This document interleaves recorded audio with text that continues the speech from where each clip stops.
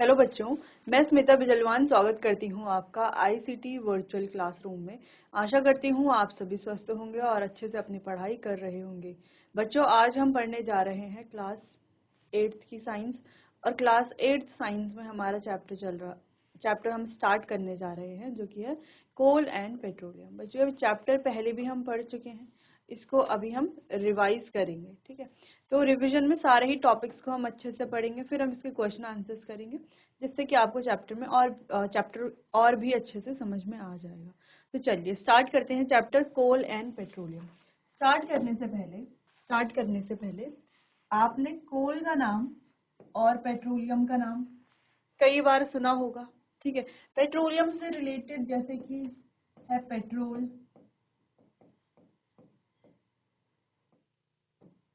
Diesel, ये नाम आपने कई बार सुने होंगे। ठीक है, जब जो हमारे फ्यूल्स हैं यानी कि ईंधन है, पेट्रोल और डीजल हमारे क्या होते हैं बच्चों? ईंधन होते हैं।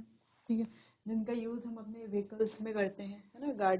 गाड़ियों में जो हमारे हल्के स्वचालित वाहन है जैसे कि कार है, स्कूटर है, उनमें पेट्रोल का उपयोग किया जाता है। और जो हमारे भारी मोटर वाहन है जैसे कि ट्रक है या ट्रैक्टर है, उन सभी में डीजल का उपयोग किया जाता है।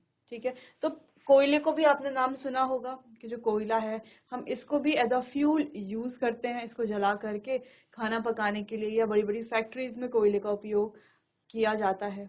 ठीक है, घरों में भी हम उपयोग करते हैं जैसे कि खाना पकाना हो, पानी गर्म करना हो, एक्सेट्रा, इन चीजों के लिए। ठीक है, तो अपने नाम तो सुना है कोयला और पेट्रोलियम का। ठीक है, लेकिन यहाँ पर हम पूरा आइडिया लेंगे कि ये होते क्या है, कैसे पाए जाते हैं, कैसे ये बनते हैं, कितनी अमाउंट में ये प्रेजेंट है। ठीक है, क्या ये जो है लिमिटेड क्वांटिटी में होते हैं या अनलिमिटेड क्वांटिटी में होते हैं, इन सभी के बारे में हम इस चैप्टर में समझेंगे और अच्छे से इनको डिस्कस करेंगे। चलिए तो स्टार्ट करते हैं। सबसे पहले हमारे पास है रिसोर्सेज यानी कि संसाधन। अब संसाधन क्या होते हैं? देखो बच्चों, जिनका भी उपयोग करके हम अपने काम को या जो भी हम कार्य कर रहे हैं उसे इजी बना सकते हैं, तो वो हमारे रिसोर्सेज होते हैं। ठीक है, जैसे कि देखो, we use various materials for our basic needs, यानी कि हम अपनी जरूरतों को पूरा करने के लिए अलग अलग मटेरियल्स को यूज करते हैं। बिल्कुल करते हैं। Some of them are found in nature and some have been made by human effort. अब कुछ तो जो है हमें प्रकृति से मिल जाते हैं, जैसे कि अगर हमें लकड़ी चाहिए तो पेड़ों से मिल जाती है, फ्रूट्स चाहिए तो वो भी पेड़ों से मिल जाते हैं, या जैसे सांस लेने के लिए एयर है वो भी हमें नेचर से मिल जाती है। ठीक है, लेकिन कुछ ऐसे हैं जो हमें ह्यूमन एफर्ट से मिलती है। जैसे कि अगर हमें एक जगह से दूसरी जगह पर जाना है तो एक रास्ता होना चाहिए, एक सड़क होनी चाहिए। ठीक है, तो वो हमें कैसे मिलती है? वो नेचर से नहीं मिलती है, वो हमें क्या करनी पड़ती है? ह्यूमंस को एफर्ट द्वारा बनानी पड़ती है।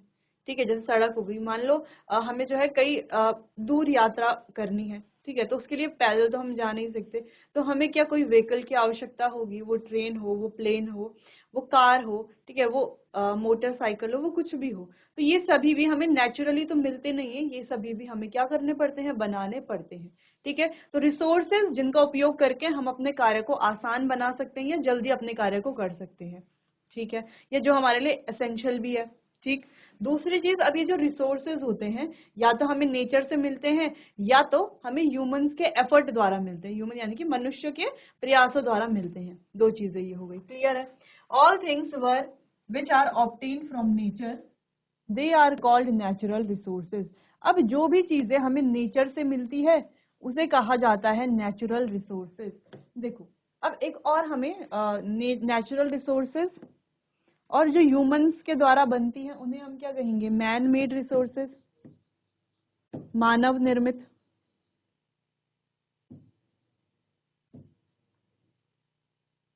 जैसे हमने कहा कि नेचुरल रिसोर्स है लकड़ी।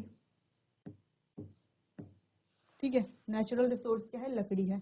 अब मान लो जो हमारा मैन मेड रिसोर्स है, ठीक है, वो है टेबल, क्योंकि टेबल की हमें आवश्यकता होती है। टेबल भी तो एक रिसोर्स ही है। ठीक है, एक तरह से मान लो, ठीक है, लकड़ी और एक टेबल। तो आप बता सकते हो दोनों में क्या सिमिलैरिटी है या क्या डिफरेंस है, या क्या दोनों आपस में रिलेटेड है? तो आप एक चीज यहाँ पर देख पा रहे हो कि जो टेबल बनता है ये बनता कैसे है, लकड़ी से बनता है, लेकिन बना नहीं आता सर, लकड़ी तो बनी हुई है जो भी है, ठीक है, लेकिन अगर हमें उसे टेबल बनाना है लकड़ी को तो हमें जो क्या है बहुत सारा उसमें एफर्ट डालना पड़ता है, और एफर्ट डाल करके टेबल बनता है, ठीक है। यानी कि जो भी हमारे मैन मेड रिसोर्सेज हैं वो सभी बने हुए किससे हैं, वो सभी बने हुए हैं नेचुरल रिसोर्सेज से ही, ठीक है। जैसे मान लो हम लोहे के बर्तनों को, बड़े बड़े बर्तन होते हैं उनका हम उपयोग करते हैं, तो लोहे के बर्तन तो ह्यूमन ने अपने एफर्ट्स से बनाए हैं, तो वो तो मैन मेड रिसोर्स हो गया, ठीक है। लेकिन मेटल से बनाए हैं ना, धातु से बनाए, तो धातु क्या है हमारा नेचुरल रिसोर्स, ठीक है। तो जो मैन मेड रिसोर्स हैं वो नेचुरल रिसोर्स से ही बनते हैं, नेचुरल रिसोर्स से ही हम मैन मेड रिसोर्सेज को बनाते हैं, ठीक है।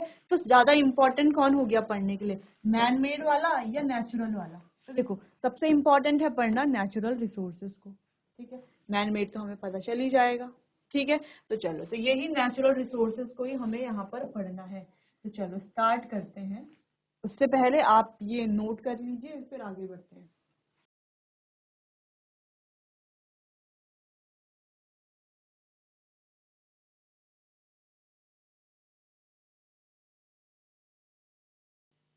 चलिए आगे बढ़ते हैं। परिभाषा, संसाधन यानी कि जो हमारे रिसोर्सेज हैं, संसाधन वे सभी भौतिक सामग्री या तत्व हैं जो पृथ्वी पर पाए जाते हैं और जिनका उपयोग मनुष्य अपनी आवश्यकताओं को पूरा करने के लिए कर सकते हैं, ठीक है। तो मनुष्य जिसका उपयोग अपनी आवश्यकताओं को पूरा करने के लिए कर रहे हैं वो क्या है, हमारे सारे संसाधन यानी कि रिसोर्सेज हैं। पहली चीज तो ये हो गई। अब संसाधन तो आपको समझ में आ गया है, तो संसाधन के दो मेन पार्ट्स हमें पढ़ने हैं, ठीक है। एक हो गए हमारे पास प्राकृतिक संसाधन,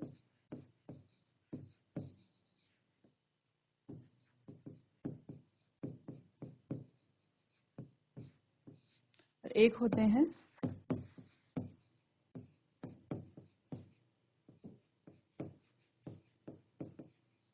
मानव निर्मित संसाधन, ठीक है। अब दोनों में एक जो जनरल आइडिया है वो तो हमने देख लिया था कि जो नेचर से मिलते हैं वो है नेचुरल रिसोर्सेज यानी कि प्राकृतिक संसाधन, और जो ह्यूमन एफर्ट से बनते हैं वो है मानव निर्मित संसाधन यानी कि मैन मेड रिसोर्सेज। क्लियर है इतना? चलो आगे बढ़ते हैं। तो चलो, प्राकृतिक संसाधन क्या है, इनको डिफाइन करते हैं और समझते हैं। प्राकृतिक संसाधन क्या है, तो चलो, ये संसाधन प्रकृति से प्राप्त होते हैं, तो ये हमें प्रकृति से मिलते हैं और बिना किसी विशेष परिवर्तन के उपयोग में लाए जाते हैं। तो ज्यादा कुछ परिवर्तन, चेंजेस हम इसमें नहीं करते और ऐसे ही ये उपयोग में लाए जाते हैं। उदाहरण के लिए जैसे हवा है यानी कि एयर, वाटर, सॉइल, मिनरल्स, ठीक है, फॉरेस्ट, जो हमारे वन्य जीव हैं, जंगल में रहने वाले जो भी जीव हैं। प्राकृतिक संसाधन को नवीकरणीय, जो जैसे सौर ऊर्जा, और गैर नवीकरणीय जैसे कोयला में विभाजित किया जाता है। तो एक हो गए रिन्यूएबल नवीकरणीय और एक हो गए नॉन रिन्यूएबल यानी कि गैर नवीकरणीय। अब दोनों में डिफरेंस क्या है, जो रिन्यूएबल है उन्हें रिन्यू किया जा सकता है, जैसे कि हमारी सनलाइट है, तो सनलाइट क्या है, सन से आ रही, सन उसका सोर्स है और ये क्या है, कंटिन्यू आ रही है, यानी कि हम इसको रिन्यू कर सकते हैं, है ना, कि आज नहीं तो कल हम इसको रिन्यू कर सकते हैं। लेकिन कुछ संसाधन ऐसे हैं जो हैं गैर नवीकरणीय, जिन्हें हम जल्दी रिन्यू नहीं कर सकते, जैसे कोयला है। तो कोयला गैर नवीकरणीय क्यों है, क्योंकि कोयले को बनने में लगते हैं 300 मिलियन वर्ष से भी अधिक वर्ष, ठीक है। इसीलिए अगर मान लो हमारे पास हम कोयला है अभी जो है, उसको जब हम पूरा यूज कर लेंगे, वो कोयला खत्म हो गया, तो नया कोयला हमें चाहिए, तो क्या हमें तुरंत मिल सकता है, नहीं मिल सकता, ठीक है। कितना वेट करना पड़ेगा, लगभग 300 मिलियन वर्ष इसका जो है वेट करना पड़ेगा, ठीक है। तो यहाँ पर दो चीजें आप समझ गए हो कि ये जो नेचुरल रिसोर्सेज हैं या प्राकृतिक संसाधन है, ये भी दो प्रकार के होते हैं, कुछ हमारे नवीकरणीय हैं और कुछ हमारे गैर नवीकरणीय, ठीक है। चलो अब बात करते हैं मानव निर्मित संसाधन की। अब ये जो मानव निर्मित संसाधन है ये प्राकृतिक पदार्थों से ही बनाए जाते हैं, प्राकृतिक पदार्थों से बनाए जाते हैं, जैसे कि इमारतें हैं, तो ये हमारे क्या है, मैन मेड रिसोर्सेज हैं। इसके अलावा सड़कें हैं, ठीक है, पुल है, मशीनरीज है, या जो भी हमारे व्हीकल्स होते हैं, ठीक है, ये सभी क्या है, मानव निर्मित है, यानी कि मानवों द्वारा बनाए गए हैं, लेकिन किसका उपयोग करके, प्राकृतिक पदार्थों का उपयोग करके बनाए गए हैं। और मनुष्य प्राकृतिक संसाधनों का उपयोग करके मानव निर्मित संसाधन बनाते हैं। तो सिंपल सी बात है कि मनुष्य क्या करते हैं, प्राकृतिक संसाधनों का उपयोग करते हैं और मानव निर्मित संसाधन बनाते हैं। ठीक है, चलो ये तो हमें समझ में आ गया है कि जो मानव निर्मित संसाधन है तो वो प्राकृतिक संसाधनों से ही बनते हैं। ठीक है, तो हमें जो है मोस्ट इम्पॉर्टेंट हमें सब यही पढ़ना है कि प्राकृतिक संसाधन क्या है, इनमें जो अलग अलग है, यानी कि नवीकरणीय और गैर नवीकरणीय क्या है, ये हमें अच्छे से समझना है। ठीक है, चलिए तो पहले आप इतना नोट कर लीजिए, फिर आगे बढ़ते हैं।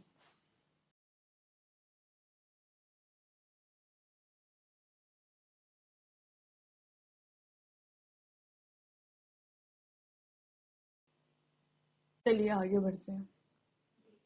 तो यहाँ पर कुछ नेचुरल रिसोर्सेज हैं, जैसे कि आप देखो रबर, इससे बन रहा है मैन मेड रिसोर्स जो कि है टायर। आप देखो नेचुरल रिसोर्स है हमारा वुड यानी कि लकड़ी, तो मैन मेड बन रहा है यहाँ से डाइनिंग टेबल। ये हमारा मेटल है, मेटल क्या है, हमारा नेचुरल रिसोर्स है, इससे बन रहा है स्पून जो कि हमारा मैन मेड रिसोर्स है। ठीक है, सैंड की अगर हम बात करें, रेत, ठीक है, मिट्टी, ये हमारी है नेचुरल रिसोर्स। और कॉपर जो हमारा एक धातु है, ये भी है नेचुरल रिसोर्स। ठीक है, तो इससे बन रहे हैं क्ले पॉट्स जो कि हमारे मैन मेड हैं, यानी कि मानव द्वारा बनाए गए हैं। या ये जो कॉपर है इसके अलग अलग स्टैचूज बनी हुई है, तो ये भी क्या है, ये भी बच्चों मैन मेड है। ठीक है, लेकिन बनी हुई किससे है, नेचुरल रिसोर्सेज से मिलकर के बनी हुई है। तो ये कुछ एग्जाम्पल्स हैं, ये आप नोट कर लीजिए अपने नोट्स के साथ।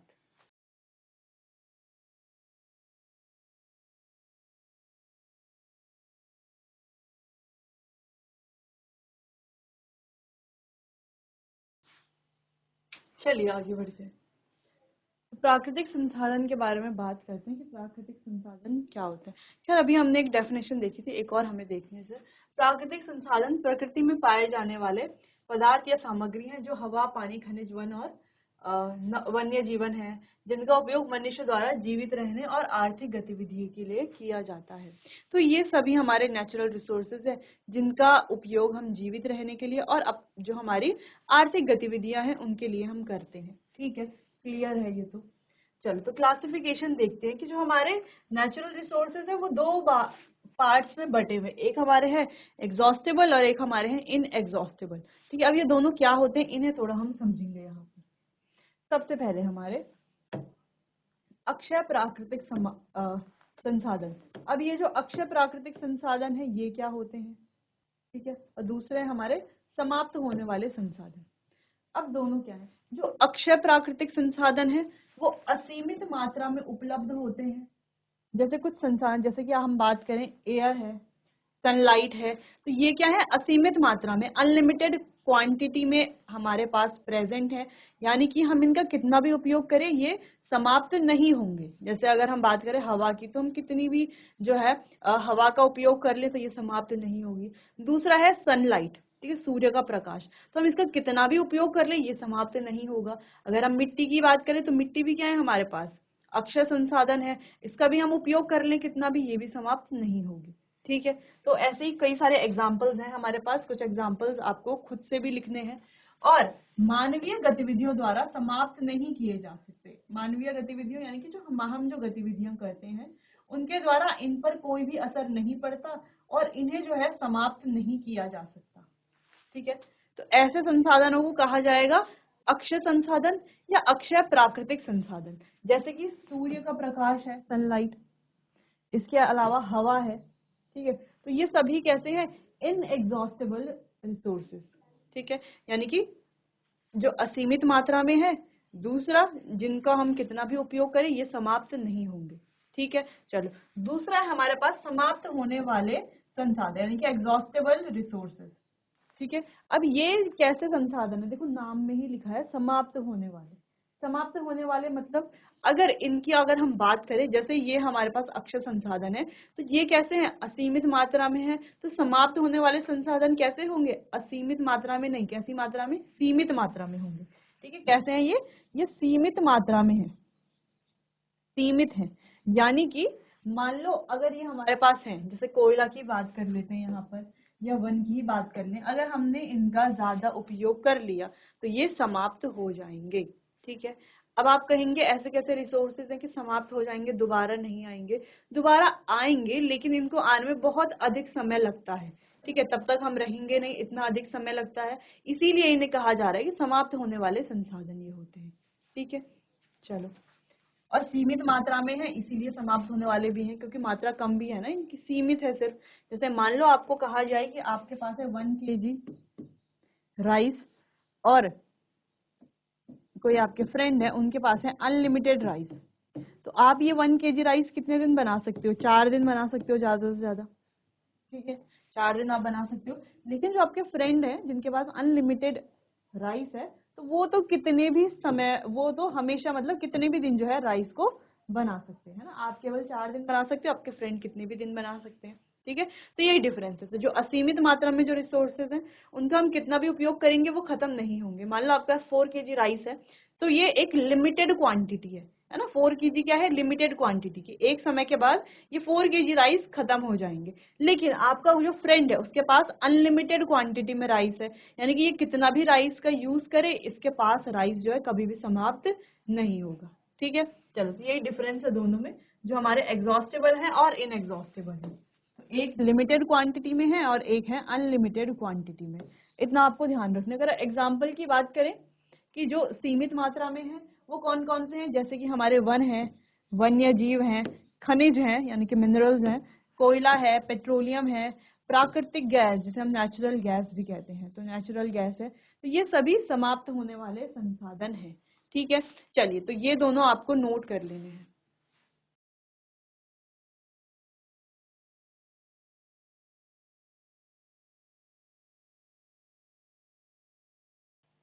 चलिए आगे बढ़ते हैं। तो यहाँ पर इनएग्जॉस्टेबल और एग्जॉस्टेबल रिसोर्सेज जो हमने अभी पढ़ा। ठीक है, अभी हमने क्या पढ़ा कि जो इनएग्जॉस्टेबल रिसोर्सेज है यानी कि अक्षय संसाधन,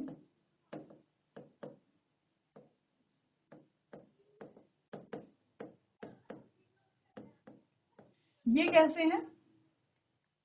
ये प्रेजेंट है अनलिमिटेड क्वांटिटी में। ठीक है, यानी कि कितना भी उपयोग करो समाप्त नहीं होंगे। दूसरा, मतलब ह्यूमन एक्टिविटीज द्वारा इन पर कोई भी प्रभाव नहीं पड़ता। ठीक है, तो एग्जांपल जैसे कि सनलाइट है, एयर है।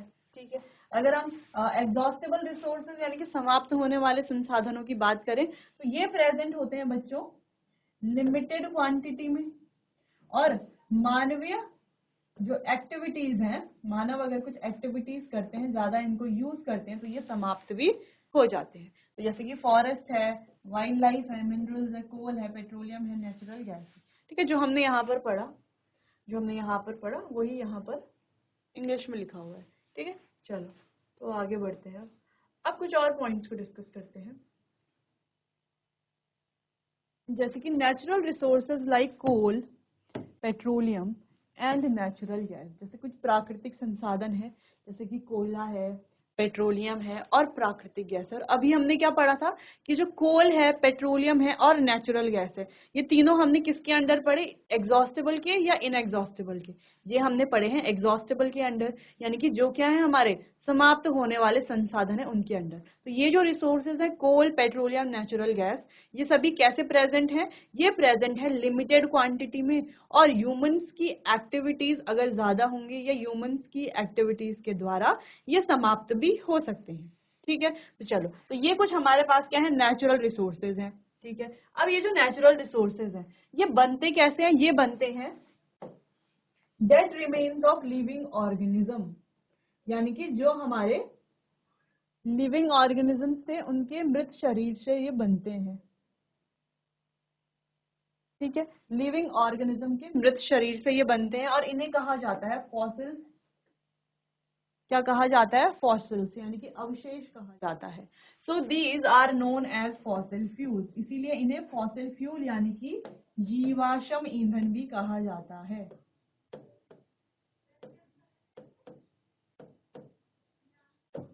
कैसे बनते हैं कि जो हमारे मृत जीव हैं उनके अवशेषों से ये बनते हैं, ठीक है, डेड रिमेन्स से बनते हैं ना, मृत जीवों के अवशेषों से बनते हैं, इसीलिए इन्हें क्या कहा जा रहा है, फॉसिल फ्यूल्स कहा जा रहा है। तो एक और चीज है, आपने ये भी देख लिया कि इन्हें फ्यूल्स भी कहा जाता है, यानी कि ईंधन भी कहा जाता है। देखो बच्चों, जीवाश्म ईंधन भी कहा जाता है। अब जीवा ईंधन क्यों कहा जाता है, क्योंकि ईंधन इसीलिए कहा जाता है क्योंकि हम इसका उपयोग करते हैं, किस लिए करते हैं, एक फ्यूल की तरह इसका उपयोग करते हैं, इसको जलाते हैं, ठीक है, और कई अपने अनेक कार्यों के लिए ईंधन की तरह इसका उपयोग करते हैं। दूसरा, जीवाश्म ईंधन क्यों कहा जाता है, क्योंकि ये मृत प्राणियों के अवशेषों से बनता है, इसीलिए इसे फॉसिल फ्यूल यानी कि जीवाश्म ईंधन भी कहा जाता है, ठीक है। तो कुछ एग्जाम्पल है, जैसे नेचुरल गैस है, ठीक है, इसके अलावा कोल है, पेट्रोलियम है, तो ये सभी क्या है, जीवाश्म ईंधन है। साथ साथ ये सभी हैं क्या, ये सभी है रिसोर्सेज, यानी कि संसाधन। और कौन से संसाधन है ये, अक्षय संसाधन, सॉरी अक्षय नहीं, समाप्त होने वाले संसाधन है।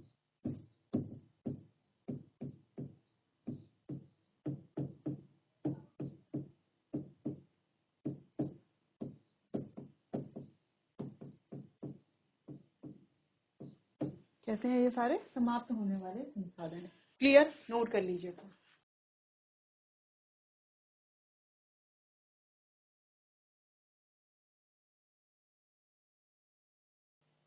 चलिए आगे बढ़ते हैं। नेक्स्ट है कोल। अब एक एक करके जो भी हमारे ईंधन है उनके बारे में पढ़ते हैं। तो पहला है कोल यानी कि कोयला। तो दिखने में कैसा लग रहा है ये, देखो देख करके पता चल रहा है कि ये एक पत्थर की तरह कैसा होगा, हार्ड होगा। अगर हम कलर की बात करें तो इसको देख करके हम बता सकते हैं कि कैसा कलर है, ब्लैक कलर का है। अब ये एक ऐसा ईंधन है जिसको हम खाना पकाने के लिए उपयोग करते हैं। दूसरा, पहले इसे रेलवे इंजन में स्टीम बना करके इंजन को चलाने में भी इसका उपयोग किया जाता था। दूसरा, थर्मल पावर प्लांट में इलेक्ट्रिसिटी जनरेट करने के लिए भी इसका उपयोग किया जाता था। और कोल को जो है अलग बड़ी बड़ी जो इंडस्ट्रीज हैं, अलग अलग इंडस्ट्रीज हैं, उनमें भी फ्यूल की तरह उपयोग किया जाता था। तो कोल के कई सारे यूजेस हैं। तो आपको कुछ फिजिकल प्रॉपर्टी पहले याद रखनी है कि कैसा है ये, दिखने में कैसा है, ये है ब्लैक इन कलर। दूसरा, ये है बहुत ज्यादा हार्ड एज स्टोन, स्टोन की तरह हार्ड है, ठीक है। तीसरी चीज, खाना पकाने के लिए उपयोग किया जाता है, अलग अलग इंडस्ट्रीज में भी एज अ फ्यूल यूज किया जाता है। पहले के टाइम में इंजन, जो रेलवे इंजन है उसमें भाप बना करके इंजन को चलाने के लिए उपयोग किया जाता था। और जो थर्मल पावर प्लांट है वहां पर इलेक्ट्रिसिटी जनरेट करने के भी ये काम में आता है, ठीक है। तो ये चारों पांचों पॉइंट आपको ध्यान में रखने हैं, तो आप नोट कर लीजिए इसे। चलिए बच्चों, तो कोल और पेट्रोलियम को आगे कंटिन्यू करेंगे अपने आने वाले अगले सेशन में। तब तक के लिए आपका बहुत बहुत धन्यवाद।